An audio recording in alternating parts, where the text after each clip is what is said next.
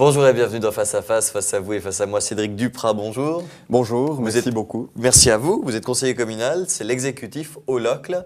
Et vous êtes également député au Grand Conseil neuchâtelois. Votre parti, c'est le POP, Parti Ouvrier Populaire. C'est la gauche de la gauche. On est d'accord jusque-là? Exactement. C'est parfait. J'ai une vidéo à vous montrer tout de suite qui va nous permettre d'entrer dans le sujet. C'est une vidéo des proches que vous connaissez sûrement. Regardez ceci.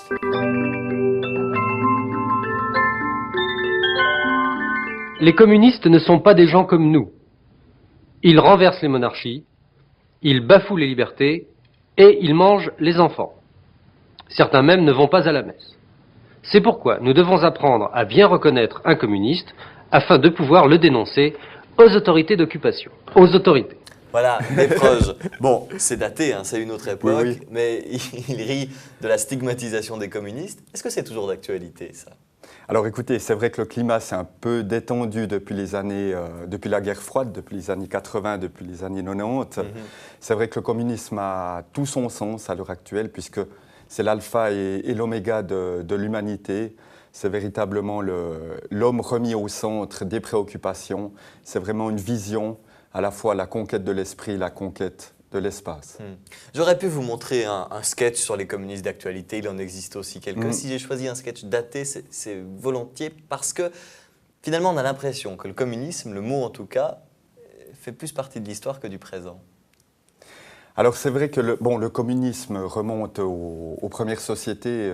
Mais on en parle d'humanité. plus pour qualifier certaines périodes de l'histoire, on en parle plus pour expliquer certaines périodes de l'histoire que pour parler du présent. C'est aussi votre impression? C'est vrai que le terme a souvent été galvaudé après les erreurs qui ont été réalisées dans le passé. Je pense notamment au régime soviétique ou en tout cas à certaines années de celui-ci.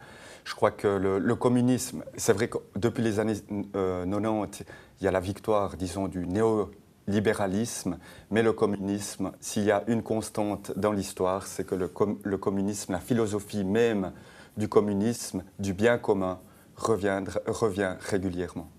Le Locle, c'est une des communes suisses les plus à gauche. Vous prêchez des convaincus quand vous êtes au Locle? Alors écoutez, la ville du Locle, effectivement, est une ville industrielle. On a sur 10 500 habitants, 8 000 emplois. C'est une ville avec un fort passé d'engagement, d'ouvriers. Il y a eu la première internationale communisme. Il y a le Parti ouvrier populaire qui a durant cette dernière décennie, avait une majorité absolue. On appelait même le Locle Popland à un moment donné. C'est vrai que dans les montagnes neuchâteloises, le POP, que ce soit au Locle ou à la Chaux-de-Fonds, est particulièrement bien représenté. Bon, c'est vrai au Locle, c'est vrai dans les montagnes neuchâteloises, c'est vrai en Suisse, c'est vrai en Europe. C'est cet électorat-là qui change parfois d'avis et qui va vers l'extrême droite, qui passe de l'extrême gauche ou de la gauche à l'extrême droite, en l'occurrence l'UDC. Est-ce que vous vous sentez au Locle, parmi votre électorat, cette même tendance d'hésiter entre le POP et l'UDC, le grand écart? Alors écoutez, à l'heure actuelle, nous n'avons pas de parti UDC. Il y a eu des tentatives par le passé, celles-ci ont toujours été avortées. C'est vrai qu'il y a des préoccupations en termes notamment d'évolution du système capitaliste qui est parfois remise en cause par un courant comme l'UDC. Mais l'UDC, je le rappelle, est avant tout un parti de millionnaires, de libéralisation du marché du travail notamment. Et en cela, je pense que la population localoise, en tout cas les militants, en ont conscience et ne partiront pas vers l'autre extrême de l'échiquier. Les militants sans doute, mais sur les initiatives de l'UDC, là, même s'il n'y a pas de parti UDC au Locle, il y a évidemment les initiatives fédérales qui arrivent jusqu'au Locle quand même. Oui. Et là, vous les sentez sensibles aux arguments de l'UDC, aux préoccupations de l'UDC? Alors tout dépend quelles préoccupations on parle. C'est vrai que si Parler vous beaucoup faites, de l'immigration, c'était quand même l'actualité récente de l'UDC. Exactement. C'est vrai que lors des dernières votations, du 9 février, exactement, la population localoise a refusé l'initiative UDC, je tiens à le rappeler, mais néanmoins, c'est des préoccupations qui sont constantes, en tout cas dans les régions frontalières. Je pense qu'il faut réguler le marché du travail. Le cas échéant, si les entreprises ne se responsabilisent pas, c'est-à-dire qu'elles ne prennent pas, elles n'embauchent pas des personnes à l'aide sociale, des personnes au chômage, il faut repenser en termes de régulation, voire la mise en place d'un certain nombre de quotas. On parle beaucoup des frontaliers à Genève avec le mouvement de réaction contre les frontaliers, même s'ils ne l'avouent pas forcément, le mouvement des citoyens genevois. Comment vous expliquez qu'il n'y a pas un mouvement des citoyens localois qui s'élève comme à Genève contre les frontaliers? Même si on entend quelques voix, ce n'est pas aussi organisé. Oui, alors effectivement, il y a eu des tentatives par le passé au niveau cantonal. Le MCNE qui n'a pas fonctionné du tout. Hein. Exactement. Mais je crois qu'il y a quand même un passé internationaliste, un passé ouvrier, un passé de militantisme. Les horlogers, depuis le 19e siècle, sont quand même, disons, l'avant-garde du prolétariat, pour reprendre un ancien terme. Je crois qu'il y a quand même des outils d'analyse au sein de la population pour les citoyens et les citoyennes. Vous voulez dire qu'ils prennent plus de recul, c'est ça, qu'à Genève? Je pense qu'il y a des outils d'analyse qui sont peut-être un peu mieux affinés que dans d'autres parties. Mais néanmoins, c'est des problématiques que nous devons prendre en considération et, le cas échéant, donner des réponses. Alors, qu'est-ce que vous dites, vous, au POP, sur les frontaliers? Est-ce déjà un problème ou non au local? Et si c'est un problème, quelle est la solution?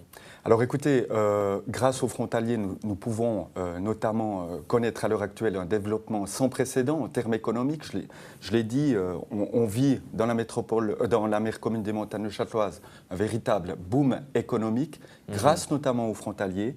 Mais c'est vrai que l'augmentation de ceux-ci est relativement inquiétante, ce d'autant plus que jusqu'en 2011, on assistait à une augmentation des frontaliers, mais une baisse du taux de chômage. Depuis 2011, on constate une augmentation toujours des travailleurs frontaliers, mais malheureusement une augmentation aussi du taux de chômage. Mais ça, vous l'imputez aux frontaliers? Alors, on l'impute au système avant tout et à une certaine politique des employeurs. Il y a des employeurs qui jouent le jeu et d'autres qui ne jouent pas le jeu. On peut parler notamment de l'attractivité en termes de dumping salarial. Il faut véritablement que les entreprises se responsabilisent, c'est-à-dire qu'elles embauchent en priorité des personnes à l'aide sociale et au chômage. Bon, ça c'est bien joli de le dire. Ils ne le font pas pour des raisons économiques, qui restent quand même évidemment la raison principale quand on a une entreprise. Qu'est-ce qu'il faut faire alors? Alors écoutez, il faut tout d'abord se battre contre le système de libéralisation du marché du travail. Et il faut, en tout cas au niveau des communes, on a peu de leviers, hein, c'est vrai pour... Ah ouais. Mais vous pourriez par exemple tirer la sonnette d'alarme. On comprendrait que la commune du Locle inspire par exemple une loi fédérale. Oui, exactement. C'est vrai qu'à l'heure actuelle, on sensibilise avant tout les employeurs, on bloque des projets d'agrandissement. Par exemple, si les entreprises ne mettent pas, ne s'engagent pas à prendre des personnes à l'aide sociale, on va créer en fin d'année un véritable pôle de réinsertion qui fera lien avec les entreprises de la place et les personnes qui sont dans la précarité. Et puis, le cas échéant, effectivement, sensibiliser les autorités fédérales à cette problématique, le cas échéant, pourquoi pas, par la mise en place d'une initiative. Alors, vous vous occupez notamment de l'urbanisme au Locle. Vous avez donc la responsabilité de concrétiser un nouveau quartier. Et l'une des particularités de ce nouveau quartier, c'est la création d'un lac artificiel. C'est vrai cette histoire? Oui, tout à fait. Le Locle vient du mot lac. Hein. On a énormément d'eau en ville du Locle. Il y a souvent eu des inondations. La ville, le centre-ville, est surpiloté d'ailleurs. Peu de gens le savent. Nous avons un projet d'écoquartier et un projet d'aménagement de la plaine du col des Roches. D'accord. Avec un projet d'écoquartier et un projet de plan d'eau, c'est-à-dire d'un lac, avec des aménagements conviviaux. Mais vous vous prenez pour Hollywood, non? Grand Montana, Hollywood, ce que vous voulez. Non, mais c'est vraiment nécessaire, c'est ce qu'il faut faire, c'est un plan d'eau au Locle. C'est pourquoi? C'est pour faire venir du monde, c'est pour l'utiliser écologiquement, c'est pour l'utiliser en cas d'inondation? Quelle est l'utilité de ce lac artificiel? Il y a différentes raisons, je l'ai dit, hein, on est avant tout une ville industrielle, certes dans la campagne, mais on doit aussi valoriser notre image, prendre le tournant touristique, le cas échéant, et sur la plaine du col des Roches, la plaine du col des Roches est à la fois l'entrée du pays, l'entrée du canton et l'entrée de la ville. Je crois qu'il y a un effort conséquent qui doit être fait pour aménager au mieux cet endroit. Vous voulez créer des hôtels avec vue sur le lac, en fait, c'est ça? Alors, pas forcément des hôtels, au contraire. Non, vraiment quelque chose. Il faut que la population se réapproprie finalement l'espace public, notamment par un accès à un plan d'eau, c'est-à-dire à un lac. Bon, on entend souvent parler de Locle, capitale de l'amour. Ça fait beaucoup rire, hein, Locle, capitale de l'humour aussi d'ailleurs. Et puis vous faites partie du patrimoine mondial de l'UNESCO. On Oui. entend beaucoup pour le Lavaux qui communique énormément sur le fait qu'ils font partie de ce patrimoine, C'est vrai. un peu moins pour le Locle. Est-ce que c'est important pour vous, cette UNESCO? Parfois, c'est aussi peut-être une contrainte supplémentaire? Oui, alors effectivement, depuis 2009, on a la chance, avec la ville de la Chaux-de-Fonds, que notre urbanisme horloger soit inscrit au patrimoine mondial de l'UNESCO. Je crois qu'il y a toute une politique aussi, hein, des manières de réfléchir qu'on doit modifier. C'est vrai qu'on était une ville industrielle, on l'est toujours, mais maintenant il faut véritablement prendre le tournant touristique. Alors maintenant on est inscrit dans des tours opérateurs, hein. Chaque année, depuis 2009, je constate Des une centaines de augmentation. Japonais qui déboulent. Alors je ne sais pas si c'est des centaines, mais en tout cas passablement de cars, Ouais. de Chinois, de Japonais, pour visiter la ville. Ce sont les villes qui s'appréhendent pas forcément facilement, mais qui ont véritablement leur charme. C'est des villes égalitaires, des villes en damier, et ce patrimoine est maintenant reconnu au niveau mondial. Ça, c'est le point positif du patrimoine de l'UNESCO, c'est qu'il fait venir effectivement des touristes. Le point négatif, c'est le risque de se transformer en musée à ciel ouvert, de ne pas pouvoir changer certains bâtiments, d'être toujours embêté avec ça. Est-ce que ça, vous le sentez ou ce n'est pas une contrainte? Alors c'est vrai qu'il y a des aspects contraignants et il faut absolument trouver des terrains d'entente avec les différents organismes qui contrôlent ce genre d'évolution. On ne doit pas devenir des villes-musées. La grande problématique, c'est toujours trouver le juste milieu entre la préservation du patrimoine et les énergies renouvelables. Je pense notamment aux panneaux solaires.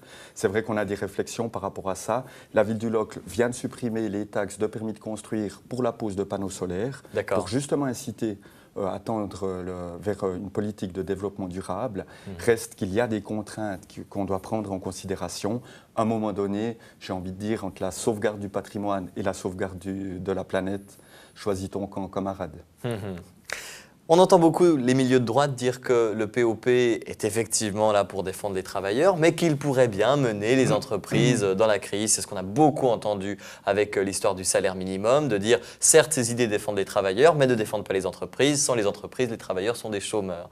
Est-ce que vous avez l'impression que vous mettez en danger l'économie locloise, l'économie des montagnes neuchâteloises, en prenant systématiquement la défense des travailleurs? Non, alors écoutez, je crois qu'il y a un constat à faire, hein, c'est qu'on n'a jamais généré autant de richesses, jamais les disparités sociales n'ont été si grandes. Les richesses sont là maintenant, il s'agit de réfléchir comment on va les répartir. Mais au Locle, vous voyez beaucoup de richesses, vous? Alors oui, écoutez, on a des entreprises de renom, hein, et historiques, on a Tissot, on a Zénith, on a Montblanc, on a Ulysse Nardin, enfin je pourrais continuer passablement de temps. On a des collaborations particulièrement fructueuses avec la plupart de ces entreprises, qui d'ailleurs octroient un revenu souvent supérieur à celui de 4 000 francs. Je crois que si tout le monde tire à la même corde, si les bénéfices sont répartis au sein des travailleurs et des travailleurs, si ceux-ci sont réinvestis sur site, je crois que tout un chacun pourra sortir gagnant. J'aime à dire que le développement se fera avec tout le monde ou il ne se fera pas. Le tourisme, vous parlez beaucoup du tourisme depuis le début de cette entrevue. Vous voyez quelle sorte de touristes au Locle? Est-ce qu'il faut créer des hôtels de luxe au Locle? Est-ce qu'il faut viser la famille? Est-ce que c'est vraiment que les Japonais et les Chinois qui passent et qui vont dormir à Neuchâtel? Qu'est-ce que vous en dites? Non, alors écoutez, bizarrement le Locle est quasiment mondialement connu. Enfin, j'étais dernièrement encore à Milan, et là, il y a une vitrine, en l'occurrence d'une entreprise horlogère, où il est écrit en gros le Locle. Oui. Mais c'est vrai que l'image du Locle... Les marques qui sont au Locle sont plus connues que le Locle, quand même, oui, à l'international. Tout à fait. Mais c'est vrai qu'on souffre d'une image, en tout cas au niveau roman, qui est souvent péjorée. C'est vrai qu'on doit travailler sur cette image par le biais du tourisme. On a aussi, en termes de nuitées, un manquement, c'est vrai.